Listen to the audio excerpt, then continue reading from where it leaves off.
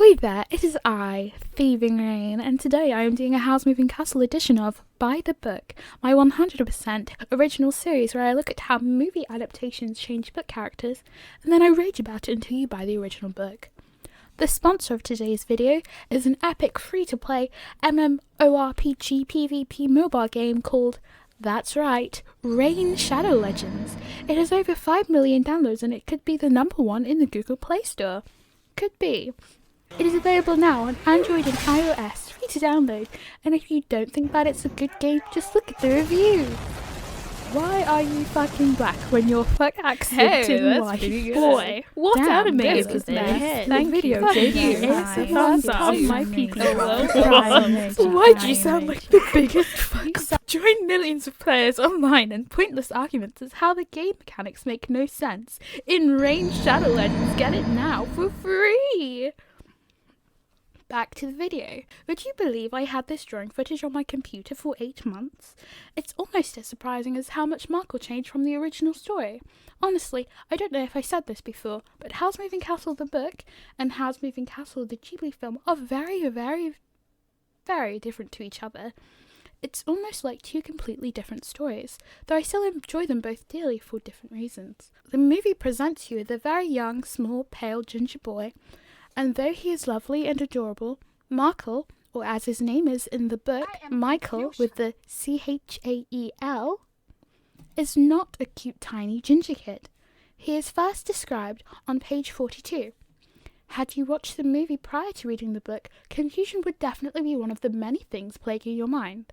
It reads, he was a head taller than Sophie, but she could see he was the merest child, only a little older than Martha. Martha, Sophie's stepsister in the book, is actually 16, so we're dealing with a boy anywhere from 16 to maybe 18. Page 45.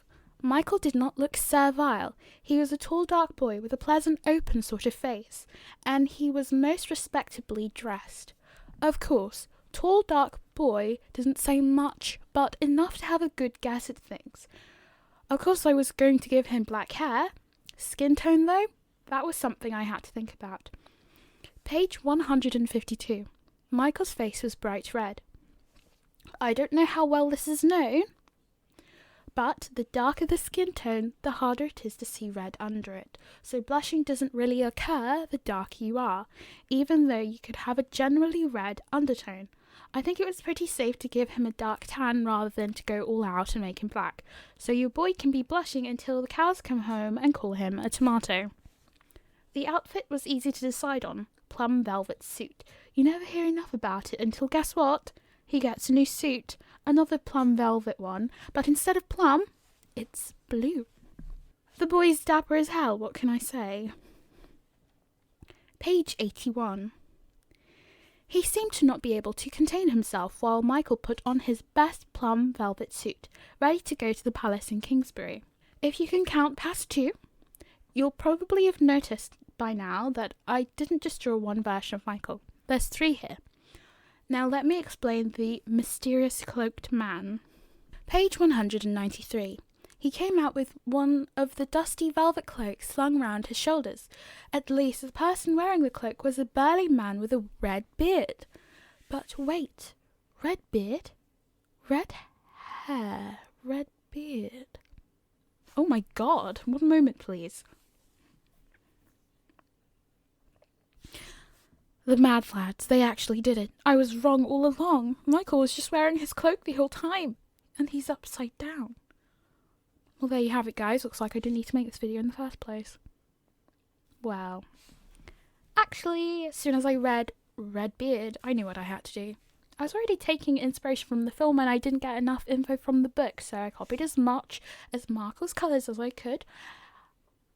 And as I deemed relevant, and made him into the burly red bearded bloke.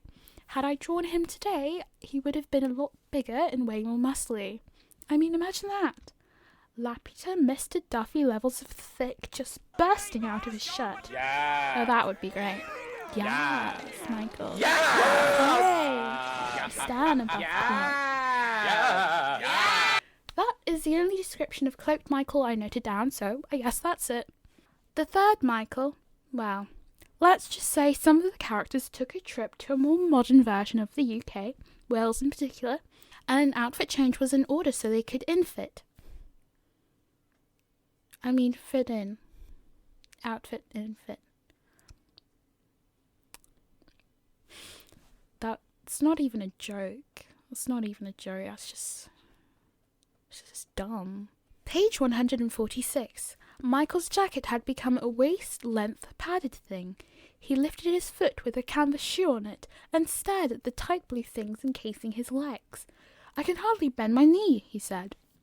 Of course, after reading this, I could only imagine the tight blue things were jeans. The padded description had me thinking of those bomber jackets, maybe? Down padded jackets, if that's what they're called. That people used to wear. You know? Maybe people still wear them, but I don't go out enough to be able to say that confidently. So what was the deal with the movie? Was two tall, handsome lads too much? Maybe Michael needed to be toned down a bit, so less focus was on him for the main storytelling. Instead of having his own story and desires to be looked at and explored, we got a cutesy side character? I'd be lying if I said I didn't like Markl. Calcifer is cute, but Markl was so determined looking and tiny. Of course, anyone would love the little guy. The green is really just screaming Link at me too, and who doesn't like Legend of Zelda? Michael isn't a bad character though. Maybe a bit complicated if you consider his story, but it would have been nice to see him animated as just him, just for curiosity's sake, and to stay slightly more true to the book. I'm not going to pretend like making Markl more like Michael would make the movie better, because let's be honest, Markl didn't play that big of a role in the film from the get-go. The difference would have been a wardrobe change and an age and colour palette change. And on top of that, as magical and as entertaining as the movie is, it's a bit confusing if you haven't read the book that explains a few of the things in the movie that just aren't touched upon. If any one thing really needed to be changed, it was the length of the movie. What I'm trying to say is there's only so much information you can fit in one film, and Ghibli tried to make the book into something different to compensate for that. For me personally, I got two great stories to enjoy as much as I like. Maybe Michael would have fallen into a big sulk had he known how tiny he was depicted in the movie. No way is he going to find a waifu when he's a 7-year-old kid. One thing I'm absolutely destroyed about though, not having that Mr. Duffy style bursting through your shirt scene. Really breaks my heart, that. How could something so beautiful be completely disregarded like that? Mr. Miyazaki, I'm disappointed.